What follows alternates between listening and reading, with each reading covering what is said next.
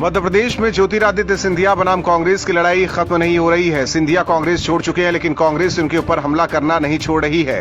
जब से सिंधिया ने कांग्रेस की लुटिया डुबोई है, कांग्रेस के नेता पगला गए हैं। हर दिन सिंधिया पर आरोप की बरसात कर देते हैं। एक बार फिर कांग्रेस ने सिंधिया पर बड़ा आरोप लगा दिया है। हालांकि अब सवाल कांग्रेस के ऊपर ही उठ रहे हैं। दरअसल कांग्रेस ने आरोप लगाया कि माहौरकर के बाड़ा पर सिंधिया परिवार के द्वारा अवैध कब्जा किया गया है। इसके अधिकांश हिस्से को बेच दिया गया। जो हिस्सा बचा है उस पर अवैध निर्माण कर किराया वसूली की जा रही है। इस संपत्ति की कीमत लगभग 360 करोड़ रुपए बताई जाती है। कांग्रेस सिंधिया को भूमाफिया साबित करने का कोई मौका नहीं छोड़ रही है। कांग्रेस की तरफ से कहा गया कि सिंधिया पूर्व सीएम कमलनाथ से सिर्फ जमीन के सिलसिले में मिलते थे। कांग्रेस नेता के मिश्रा ने सिंधिया को अपने निशाने पर लिया है। उन्होंने कहा कि सिंधिया जब भी पूर्व मुख्यमंत्री कमलनाथ से मिलते थे तो उनके पास ग्वालियर या इस अंचल से जुड़े कोई विकास कार्य का मुद्दा नहीं होता था।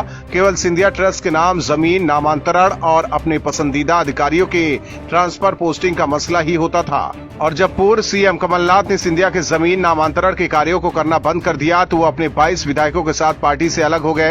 हालांकि कांग्रेस के आरोपों पर सिंधिया से लेकर बीजेपी ने हमला बोला है। कांग्रेस द्वारा भूमाफिया बताए जाने पर ज्योतिरादित्य सिंधिया ने चुप्पी तोड़ते हुए कांग्रेस के बड़े नेताओं पर पलटवार किया है। उन्होंने कहा है कि मेरी संपत्ति 300 साल पुरानी है। सवाल मैं उन लोगों से करना चाहता हूं जो नए नए महाराज बने हुए हैं। वहीं बीजेपी ने कहा है कि कांग्रेस पार्टी को ये समीक्षा करनी चाहिए कि आखिर किस नियम के तहत उन्होंने ये जमीन सिंधिया ट्रस्ट को दी है। यदि गलत नियमों के चलते ये जमीन दी गई है तो निश्चित तौर पर मध्य प्रदेश सरकार द्वारा गठित मंत्री समूह की समिति इस पूरे मामले की जांच भी करेगी। मतलब कांग्रेस सिंधिया पर आरोप लगाकर खुद ही फंस गई है। अगर जांच होती है और कोई खामी पाई जाती है तो सबसे पहले सवाल कांग्रेस के ऊपर उठेंगे। जम्मू कश्मीर में पिछले साल मोदी सरकार ने धारा 370 और 35A समाप्त कर दिया। करीब 1 साल से घाटी में शांति है, लेकिन नेशनल कॉन्फ्रेंस और पीडीपी अभी भी कश्मीर को सुलगाने की कोशिश कर रहे हैं। बीते दिनों तक इन लोगों के जुबान पर पाकिस्तान का नाम होता था। हालांकि मोदी की हुंकार के बाद पाकिस्तान ने कश्मीर पर चुप्पी साध ली और अब नेशनल कॉन्फ्रेंस के नेता और जम्मू कश्मीर के पूर्व मुख्यमंत्री फारूक अब्दुल्ला ने अनुच्छेद 370 को लेकर ऐसा बयान दे दिया है जिस पर बवाल मच सकता है। अब्दुल्ला ने उम्मीद जताई है कि जम्मू कश्मीर में दोबारा अनुच्छेद 370 की बहाली में पाकिस्तान ने मदद नहीं की, लेकिन चीन से मदद मिल सकती है। इसके साथ ही उन्होंने मोदी सरकार के इस कदम का समर्थन करने वालों को गद्दार बताया है। फारूक अब्दुल्ला को अभी भी आर्टिकल 370 कबूल नहीं है।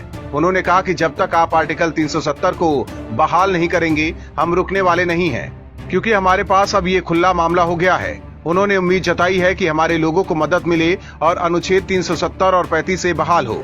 मतलब फारूक अब्दुल्ला अब चीन से मदद चाहते हैं। गौरतलब है कि अनुच्छेद 370 के खत्म होने के बाद पाकिस्तान और उसके साथी चीन ने इसका विरोध किया था। हालांकि भारत ने उन्हें देश के आंतरिक मामलों में दखल नहीं देने की चेतावनी दी थी। इसके बाद अभी तक चीन ने इस मसले पर कुछ भी नहीं बोला है।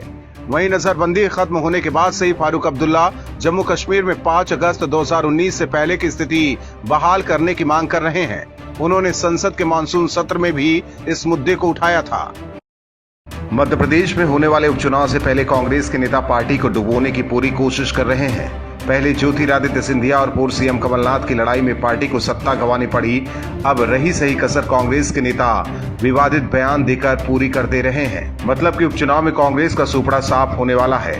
हालांकि विवादित बयान देने में कांग्रेस के नेताओं की लिस्ट काफी लंबी है, लेकिन इस बार का बयान कांग्रेस के लिए घातक साबित हो सकती है और इसका सीधा असर उपचुनाव में पड़ने जा रहा है। मध्य प्रदेश कांग्रेस ऐसे मझधार में फंस गई है कि बयान पर सफाई भी नहीं दे पा रही है। दरअसल फूल सिंह बरैया ने सवर्णों को विदेशी और मुस्लिमों और अनुसूचित जाति वर्ग के लोगों को एक ही मां का संतान बता दिया है। उनके 2 वीडियो वायरल हुए हैं जिसमें वो कह रहे हैं कि अगर हम लोग कमजोर पड़ गए तो वो संविधान बदलकर हिंदू राष्ट्र बना देंगे। हम लोग मजबूत बन गए तो ये कह जरूर रहे हैं कि ये मुसलमान खदेड़ देंगे, हम इन्हें ही खदेड़ देंगे क्योंकि मुसलमान हमारा भाई है। DNA टेस्ट करा लो, मुसलमान हमारे ही एक माता पिता की संतान निकलेंगे।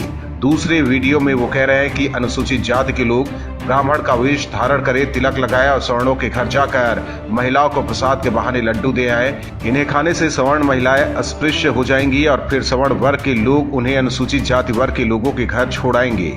इस पर अनुसूचित जाति के लोग के पास 2-2 पत्नियां हो जाएंगी।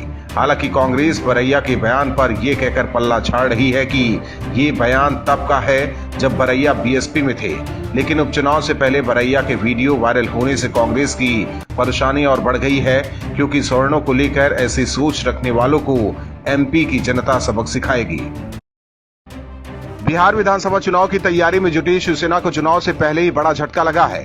पार्टी ने ऐलान किया है कि वो 50 सीटों पर उम्मीदवार उतारेगी, लेकिन शिवसेना का चुनाव चिन्ह धनुष बाण चुनाव आयोग ने जब्त कर लिया है और बदले में बिस्किट चुनाव चिन्ह थमा दिया है। बिना धनुष बाण चुनाव चिन्ह के पार्टी में विधानसभा चुनाव के लिए कुछ खास उत्साह नहीं है और चुनाव से पहले ही उम्मीदवारों ने ये मान लिया है कि इस बार उन्हें एक भी वोट नहीं मिलेंगे। हालांकि पार्टी के लिए एक चुनाव चिन्ह ही मुसीबत नहीं है। मुंबई में सुशांत सिंह राजपूत की हत्या पर शिवसेना ने जमकर राजनीति की। शिवसेना और मुंबई पुलिस ने सुशांत की हत्या की जांच को रुकवाने के साथ साथ सुशांत को चरित्रहीन तक कह दिया। इसके अलावा शिवसेना सांसद संजय राउत के बयानबाजी से बिहार के लोग बेहद नाराज हैं। बिहार के लोगों के जहन में बैठ गया है कि शिवसेना और उद्धव ठाकरे मामले को दबाना चाहते थे। इन सब के बीच शिवसेना चुनाव की तैयारियों में जुट गई है। बिहार विधानसभा चुनाव को लेकर शिवसेना ने अपने 20 स्टार प्रचारकों की लिस्ट भी जारी की है। इसमें मुख्यमंत्री उद्धव ठाकरे, उनके बेटे और महाराष्ट्र सरकार में मंत्री आदित्य ठाकरे और संजय राउत के अलावा दूसरे नेता शामिल हैं। वहीं महाराष्ट्र में शिवसेना की सहयोगी शरद पवार की पार्टी एनसीपी भी बिहार में चुनाव लड़ने जा रही है। दोनों दलों ने अपने स्टार प्रचारकों की लिस्ट चुनाव आयोग को भेज दी है। एनसीपी प्रमुख शरद पवार और उनकी बेटी सुप्रिया सूले भी बिहार चुनाव में प्रचार करेंगे। सबसे बड़ी बात यह है कि इस बार विधानसभा चुनाव में जब उद्धव ठाकरे और आदित्य ठाकरे लोगों से वोट मांगेंगे तो सबसे पहले उनको सुशांत मामले पर ही जवाब देना होगा। इस लिहाज से शिवसेना बिहार में कोई निर्णायक प्रभाव डालने की हैसियत में नहीं दिख रही। शिवसेना बिहार में पहले 60 सीटों पर चुनाव लड़ चुकी है। हालांकि अधिकांश प्रत्याशी अपनी जमानत तक नहीं बचा सके थे और इस बार पार्टी वोट कटुआ के तौर पर चुनाव मैदान में है और सुशांत की मौत पर राजनीति कर शिवसेना अपने ही जाल में फंस गई है। उत्तर प्रदेश के हाथरस की घटना पर कांग्रेस ने खूब हो हल्ला मचाया। कांग्रेस के पूर्व अध्यक्ष राहुल गांधी और प्रियंका गांधी ने जो ड्रामा किया, पूरा देश उसका गवाह है। बीजेपी और सीएम योगी आदित्यनाथ को बदनाम करने के लिए कांग्रेस ने बहुत बड़ी साजिश रची थी। हालांकि कांग्रेस के मंसूबों पर पानी फिर गया। वहीं बीते दिनों राजस्थान की घटना पर कांग्रेस ने चुप्पी साध ली है। अब न राहुल गांधी सामने आकर चिल्ला रहे हैं और न ही प्रियंका गांधी। कांग्रेस की इस दोगली राजनीति पर बीएसपी प्रमुख मायावती ने बड़ा आरोप लगाया है। बीएसपी प्रमुख ने कांग्रेस पर वोट बैंक की पॉलिटिक्स करने का आरोप लगाया है। बीएसपी सुप्रीमो ने कहा कि कांग्रेस नेताओं की चुप्पी से पता चलता है कि उन्हें न्याय की परवाह नहीं है, लेकिन वो केवल वोट बैंक की राजनीति के लिए उत्तर प्रदेश में डेरा डाले हुए हैं। मायावती ने सिलसिलेवार ट्वीट में कहा कि राजस्थान कांग्रेसी राज में हर प्रकार के अपराध हो रहे हैं, लेकिन कांग्रेस खामोश है। मायावती ने कहा कि इससे लगता है कि यूपी में अभी तक कांग्रेस नेताओं का पीड़ितों से मिलना केवल वोट की राजनीति है और कुछ भी नहीं है। उधर हाथरस की घटना के बाद पीड़िता के घर पहुंची प्रियंका गांधी और कांग्रेस की साजिश का पर्दाफाश हो गया है। पीड़िता के घर में एक फर्जी महिला रिश्तेदार बनकर रह रही थी। खुद को पीड़िता की भाभी बताने वाली इस महिला का नक्सल कनेक्शन मिला है, जिसकी जांच पुलिस कर रही है। वहीं कुछ तस्वीरों में प्रियंका गांधी इसी महिला से गले मिलते हुए दिख रही हैं, जिसके बाद कांग्रेस महासचिव प्रियंका गांधी पर सवाल उठ रहे हैं। बीजेपी के कई पदाधिकारियों ने सीधे सीधे प्रियंका गांधी को टारगेट किया। पूर्व सांसद गीता कोटपल्ली ने प्रियंका की वायरल तस्वीर शेयर कर पूछा, ये महिला कौन है? ये पीड़िता की मां नहीं है तो घर में कैसे घुसी? उसे प्रियंका को गले लगाने कैसे दिया गया? ये एक सोची समझी साजिश लगती है। हाथरस की घटना पर कांग्रेस की वोट बैंक की राजनीति, इसके अलावा कई पत्रकारों ने जिस तरह योगी को टारगेट करने की कोशिश की, सब कुछ साफ हो गया है। हालांकि मामले की जांच सीबीआई कर रही है और केस भी दर्ज कर लिया है, जिसके बाद उम्मीद है कि जल्द ही कांग्रेस और यूपी सरकार के खिलाफ साजिश करने वालों को सीबीआई बेनकाब करेगी। Bureau report, OMH news. और भी वीडियोस देखने के लिए चैनल को सब्सक्राइब करें और बेल आइकन को दबाएं।